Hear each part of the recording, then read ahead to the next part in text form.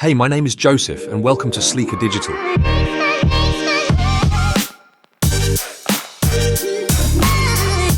You've made it to the end of our course on the Events Calendar Pro.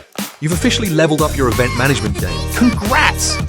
We've covered a lot, from the introduction, where we got to know the power of the plugin, to mastering the art of creating and managing events.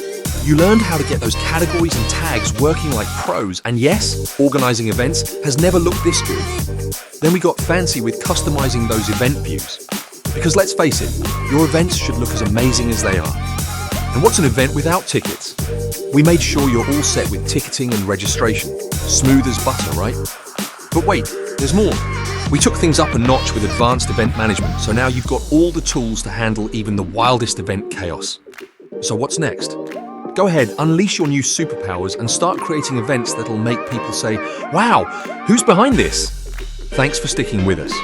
Now go on, make some events and blow everyone's calendar away. Let us know if there is any tutorial you would like us to create for the Events Calendar Pro or any plugin that you want us to cover.